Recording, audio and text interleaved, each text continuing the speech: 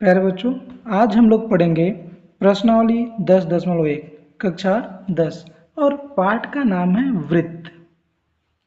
ठीक है, पाठ का नाम है वृत्त, जिसमें 10.1 का प्रश्न नंबर 1 पढ़ेंगे। पूरे प्रश्नों को क्रम से समझेंगे और एक एक प्रश्न को हर बार। देखिए, दिया गया है कि एक वृत्त की कितनी स्पर्श रेखाएं हो सकती हैं। ठीक है, एक वृत्त की कितनी स्पर्श रेखाएं हो सकती हैं, तो आप जानते हैं एक वृत्त, ठीक है, एक वृत्त पर अपरिमित रूप से अपरिमित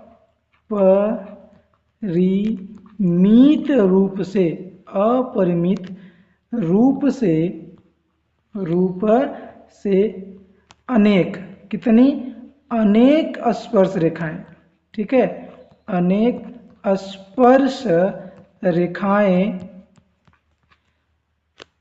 खींची जा सकती हैं, खींची जा सकती हैं। ठीक है, तो इसका एक और अच्छा आंसर होगा अनेक। तो एक वृत्त की कितनी स्पर्श रेखाएं हो सकती हैं, इसका सही आंसर होगा अनेक। ठीक है, अब चलते हैं प्रश्न नंबर 2 पर। प्रश्न नंबर 2 पर चलते हैं। ध्यान से देखिए आप। और ये प्रश्न नंबर 2 है, खाली स्थान भरो। पहला प्रश्न है इसका, देखिए, रिक्त स्थान की पूर्ति कीजिए। जिसमें पहला प्रश्न है कि किसी वृत्त की स्पर्श रेखा उसे dot dot dot dot dot बिंदुओं पर प्रतिच्छेद करती है। तो इसका सही उत्तर होगा कि यह स्पर्श रेखा उसे एक कितने बिंदु पे, एक बिंदुओं पर प्रतिच्छेद करती है। अब दूसरे प्रश्न में चलते हैं। ध्यान से देखिए, वृत्त को दो बिंदुओं पर प्रतिच्छेद करने वाली रेखा को क्या कहते हैं? छेदक रेखा। क्या कहते हैं? छेदक रेखा कहते हैं। छेदक रेखा कहते हैं। इसमें छेदक रेखा भरेंगे। और देखिए, तीसरा प्रश्न है कि एक वृत्त की समांतर स्पर्श रेखाएं हो सकती हैं। तो इसमें कितने होंगे? सिर्फ दो। एक वृत्त की दो समांतर स्पर्श रेखाएं हो सकते हैं। और चौथा प्रश्न है, ध्यान से देखिए, वृत्त तथा उसकी स्पर्श रेखा के उभयनिष्ठ बिंदु को क्या कहते हैं? उसको कहते हैं स्पर्श बिंदु। क्या कहते हैं? स्पर्श बिंदु कहते हैं। ठीक है, क्या कहते हैं? स्पर्श बिंदु कहते हैं। दूसरा प्रश्न देखिए आपके सामने कंप्लीट हुआ। अब चलते हैं प्रश्न नंबर 3 पे। और हाँ, देखिए, आपको कंटिन्यू प्रतिदिन लगातार आपको वीडियो आपके लिए अपलोड की जाएंगी।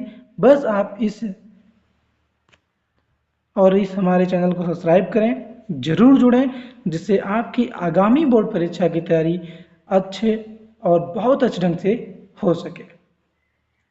ठीक है, देखिए प्रश्न नंबर 3।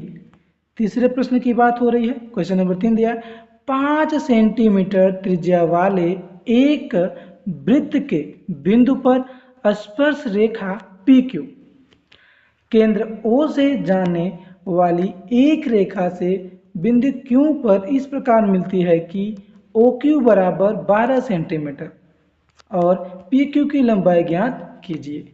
ठीक है, तो इसको हम लोग चित्र के हिसाब से समझेंगे। देखिए, जिसमें दिया गया है कि यह एक वृत्त है। ये क्या है? एक वृत्त है। इसका केंद्र है O। ठीक है, और यहाँ से एक PQ स्पर्श रेखा हो गई और यहाँ से एक रेखा ऐसे है। ठीक है, ये हो गया P, ये हो गया Q, और OQ दिया गया है कितना? 12 सेंटीमीटर। ये दिया 12 और ये दिया गया है जिसकी त्रिज्या 5 सेंटीमीटर। और आप जानते हैं कि स्पर्श रेखा पर त्रिज्या हमेशा क्या होती है? लंब होती है। तो यह बन जाएगा 90 अंश। अब हमें क्या करना है? PQ की लंबाई निकालनी है। मान लीजिए PQ की लंबाई क्या हो गई? x सेंटीमीटर हो गई।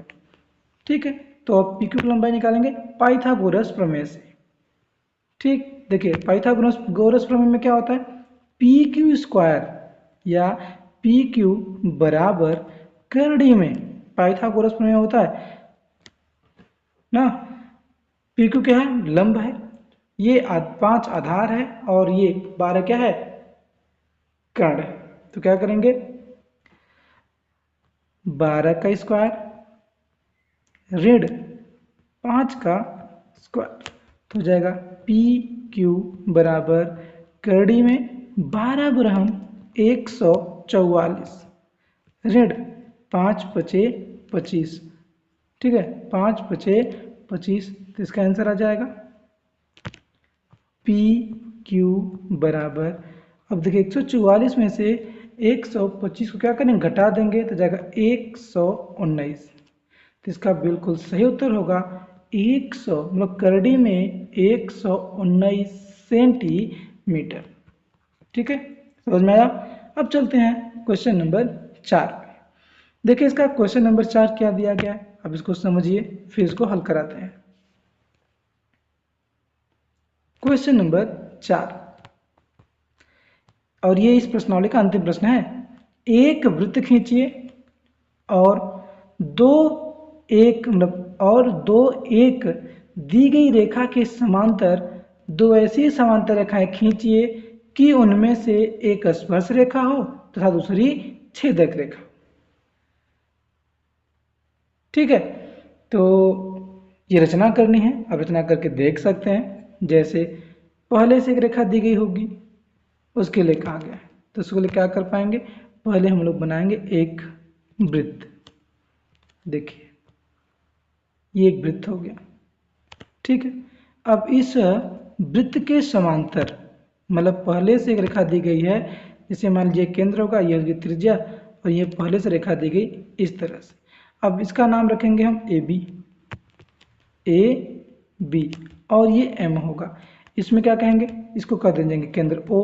तो जो ए बी रेखा है, मतलब देखिए फिर ध्यान से ध्यान देखेंगे, ओएम रेखा लंब है किस पे, ए बी पे। अब ए बी के समांतर का खींचेंगे जिसका नाम सी डी हो गया, यह ए बी के समांतर हो गई। और इसी के समांतर एक और रेखा खींचेंगे जिसका नाम रखेंगे ई एफ।